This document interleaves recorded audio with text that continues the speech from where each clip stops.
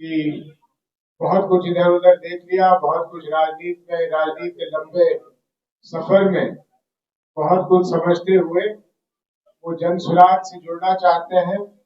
और हम लोगों को कितनी प्रसन्नता है, इसको बतलाने का मेरे पास कोई तरीका नहीं। तो सबसे पहले आज मैं अपने बगल हमारे वरिष्ठ नेता बिहार के श्री दशरथ चौधरी जी को अपने पार्टी में इनका स्वागत करता हूं। और इनके बगल भुवन पटेल जी हैं, बहुत ही अनुभव है, जेडीयू से बहुत दिनों से जुड़े हुए हैं और आज वे दोनों लोग हमारे पार्टी में मिल रहे हैं। तहे दिल से मैं इनका धन्यवाद देता हूं इनको, और इनको अपने पार्टी में सम्मिलित करते हुए अत्यंत प्रसन्नता हो रही है।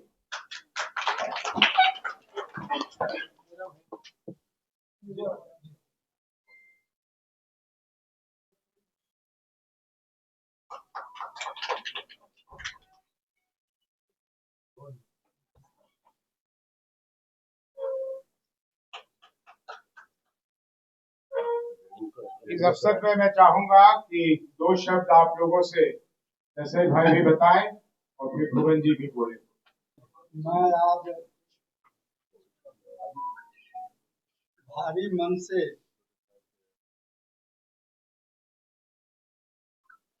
जनता दल यूनाइटेड को छोड़ रहा हूं और मैंने तय किया कि अब जन सुराग में रह करके ही संगठन का काम किया जाए। मैं बहुत दिनों से जनता दल यूनाइटेड से जुड़ा रहा, यहाँ तक कि मैं जब एमएलए था उस समय नीतीश जी कुछ नहीं थे। उनका जो न्याय यात्रा चला पूरे बिहार में लालू जी के खिलाफ, तो हम लोगों ने तन मन धन लगा करके उनका साथ दिया और तब से आज तक लगातार हम उनके पार्टी में बने रहे। लेकिन नीतीश कुमार जी ने हम लोगों पर कभी ध्यान नहीं दिया और न संगठन से जोड़ा, न सरकार में कोई पद मिला। मैं बार बार उनसे आग्रह करते रहा, लेकिन नीतीश कुमार जी का आजकल दिल और दिमाग भटक चुका, दूसरे के बस में चले गए। पहले के नीतीश कुमार जिनको समाजवादी नेता कहा जाता था, आज वो सब चीज खत्म हो चुका, समाजवाद के लीक से बिल्कुल हट चुके हैं।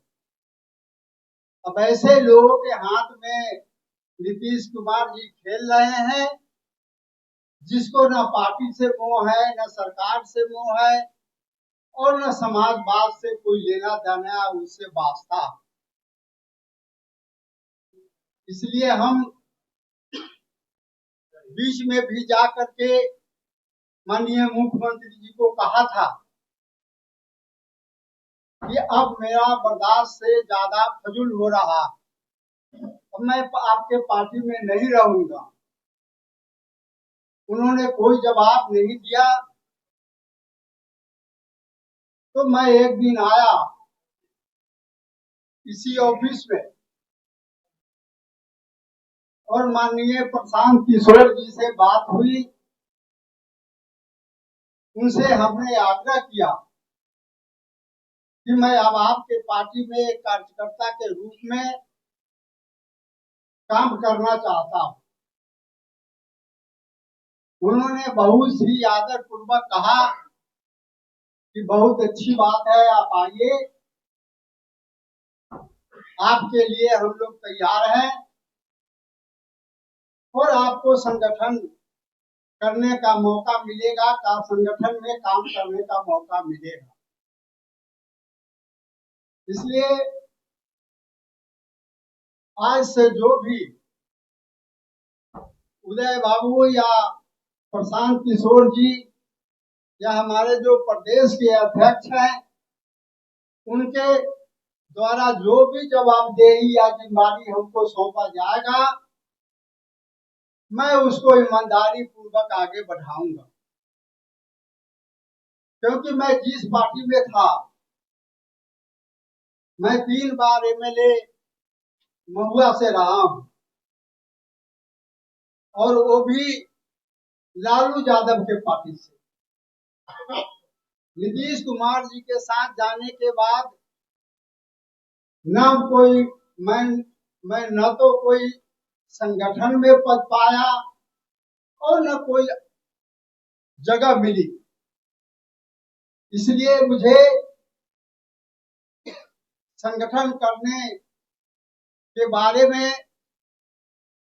तजुर्बा भी है, ज्ञान भी है, और मैं ऐसे दावा नहीं कर सकता हूं, लेकिन बिहार के कोई ऐसा जिला नहीं है जहां के लोग हमको नहीं जानते हैं या हम उनको नहीं जानते हैं।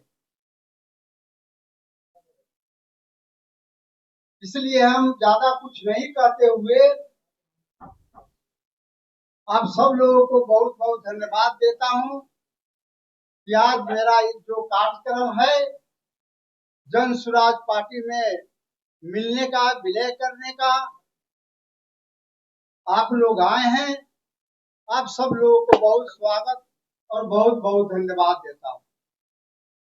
वैसे भाई, उनकी बातों को सुनकर बहुत दुख हो रहा है। एक अच्छे नेता नीतीश जी, जिन्होंने बिहार में वही कुछ वादा किया था जो उन्हें करना चाहिए था, उस रास्ते पे निकले, अच्छे सहयोगियों के साथ निकले, लेकिन चलते चलते अपनी राह भटक गए और आज बिहार जिस स्थिति में पहुंच गई है उसके लिए बहुत हद तक नीतीश जी ही जिम्मेदार है। मैं नीतीश जी का खुद बहुत बड़ा प्रशंसक रहा हूं। 2005 से लेकर 2009 तक, आज तक जो उन्होंने काम किया था, मैं कहते नहीं थकता हूं कि बिहार के राजनीतिक इतिहास में वो स्वर्ण काल था। लेकिन उसके बाद जिस आज नरकीय स्थिति में हमारे राज्य को उन्होंने पहुंचा दिया है, ये उनकी जिम्मेदारी है। और कल जब इतिहास लिखा जाएगा तो उसमें स्वर्ण अक्षरों में उनका नाम नहीं होगा। ये उनको समझना चाहिए। अभी ईश्वर उन्हें स्वस्थ रखे, लेकिन उन्हें समझना चाहिए कि जैसे लोगों के साथ वो घिरे हुए हैं, वो बिहार को बहुत तेजी से सर्वनाश की तरफ ले जा रहे हैं। अब मैं आग्रह करूंगा भुवन पटेल जी से कि वो भी अपनी 2 बातें आप लोगों के सामने रखें। उनके पास तो 3-4 लोग जो घिरे हुए हैं वो बिहार चला रहे हैं, और उम्र के अनुसार प्रत्येक व्यक्ति जो जन्म लेता है उसे जाना है तय है। उसी प्रकार से उम्र के अनुसार उनका जो है सोचन शक्ति और शारीरिक क्षमता कम हो रही है, जिसका लाभ उनके पास रहने वाले लोग उठा रहे हैं और दिग्भ्रमित कर रहे हैं। पार्टी के सच्चे सिपाही की बात सुनने वाला कोई नहीं है। और मुख्यमंत्री जी से मिलने के बाद मैं ये समझता हूँ कि जैसे ही हम लोग मिलते हैं तो पहले तो नाम लेकर पुकारते थे, कहिए भुवन पटेल जी क्या हाल है, कहिए व्यक्ति क्या है। अब नाम भी मिसमाइंड हो जाता है और इतना ही कहते हैं कि मिल लीजिए इनसे। और उनसे मिलने के बाद तो उनको याद नहीं रहता कि कल पीछे की भाई बोले थे भुवन के बारे में क्या होगा, तो मेरे नाम पर दूसरे का अपॉइंटमेंट मिल गया, बहाली हो गया। जितना भी आयोग बना है, जितना भी गठन हुआ है बोर्ड का, सब इर्द गिर्द में रहने वाले लोग अपने गगू भगू अपने रिश्तेदारी के लोगों का अपॉइंटमेंट कर दिया है, बहाली कर दिया है। तो कहीं से समर्पित कार्यकर्ताओं को अच्छा नहीं लगा। और आप देखते रहिए बिहार में निश्चित रूप से बड़ी तादाद में, बड़ी संख्या में जितने को लोग जुट चुके और जन स्वराज में और अन्य पार्टी में भी जाने वाले लोग हैं, इससे इनकार नहीं किया जा सकता। जन स्वराज में हम आए हैं, जो भी जिम्मेदारी हमें मिलेगी पूरी तन्मयता पूरी तत्परता से हम काम करेंगे और पार्टी को आगे बढ़ाने का हम लोग काम करेंगे। इन्हीं चंद शब्दों के साथ मैं अपनी बात को समाप्त करता हूँ। बहुत बहुत आभार। जय बिहार, जय बिहार। बहुत धन्यवाद भुवन जी। जितनी देर में दशरथ भाई और भुवन जी हमसे बातें कर रहे थे, हमारे 2 और साथी जन स्वराज में जुड़ने के लिए आए हैं। एक को तो आप लोगों के बीच पेश करके बहुत ही खुशी हो रही है, दूसरी तरह की खुशी कि हमारे दूर से रिश्ते में भी लगेंगे। ये आदरणीय सत्येंद्र बाबू के नाती हुए और जन स्वराज में सहयोग करने आए हैं। आइए अभिषेक जी, आपका बहुत स्वागत है पार्टी में। आइए।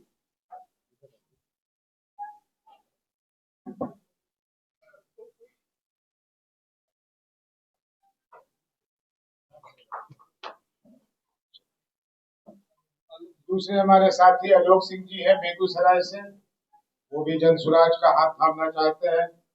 बहुत स्वागत है इनका पार्टी।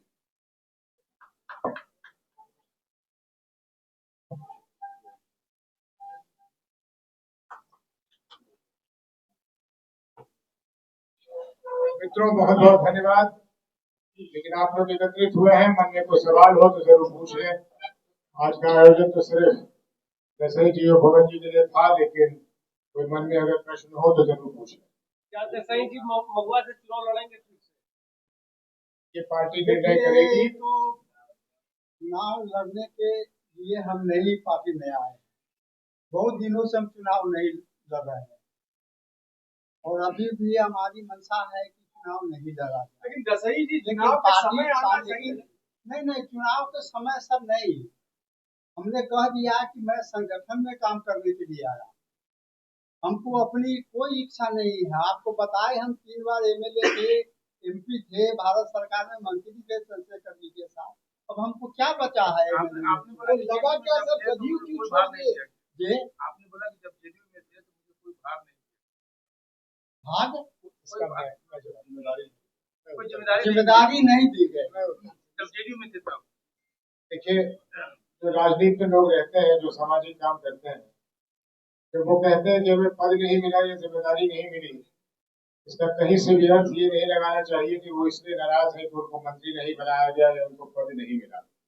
इसका अर्थ ये है कि ये लोग जो समाज की सेवा के लिए पूरी जिंदगी को अर्पित करते हैं, उनकी ये अभिलाषा रहती है कि वो हमेशा कोई ऐसी जगह बने, कोई ऐसी उनसे काम ली जाए ताकि उनकी जो संपर्क जनता से है वो टूटे नहीं, वो बने रहे और उनके मन में जो अपने लोगों के करने के लिए श्रद्धा है उसको वो पूरा कर सके। इसलिए दसई जी के ये कहने का मतलब कि उनको कोई जिम्मेदारी नहीं मिली या पद नहीं मिला, इसका अर्थ कतई ये नहीं है कि उन्हें क्योंकि मंत्री नहीं बनाया गया या संगठन में कोई पद नहीं दिया गया इसलिए वो जनता दल यूनाइटेड से नाराज हो गए। यही बात भुवन जी के लिए भी है। हम लोग चाहते हैं कि हम लोगों की उपयोगिता हो, हम लोगों का उपयोग किया जाए। जो भी लोग अपने जीवन में राजनीति में आते हैं, राजनीति का दूसरा नाम आप लोग जानते हैं समाज सेवा है। जो समाज सेवा की भावना से निकल कर आते हैं, उन्हें समाज सेवा करने का मौका अगर नहीं मिले तो उन्हें घुटन महसूस होती है। और मुझे लगता है दसई जी और भुवन जी के साथ भी यही हुआ होगा कि उन्हें वहां घुटन महसूस हुई होगी। भुवन जी, आपसे सवाल है। क्या आपको लग रहा है कि जदयू की स्वतंत्रता भंग हो रही है एनडीए गठबंधन में, इस वजह से भी ये खलबलाहट है? बिल्कुल, आप सब पूछे हैं सवाल, यही बात है।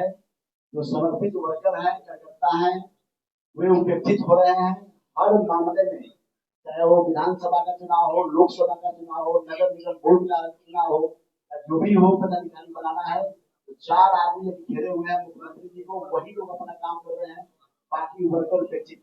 आप कहते हैं नीतीश कुमार आप लोग नीतीश कुमार के साथ काफी क्लोज, हम भी जान रहे हैं, आपको भी हम जान रहे हैं।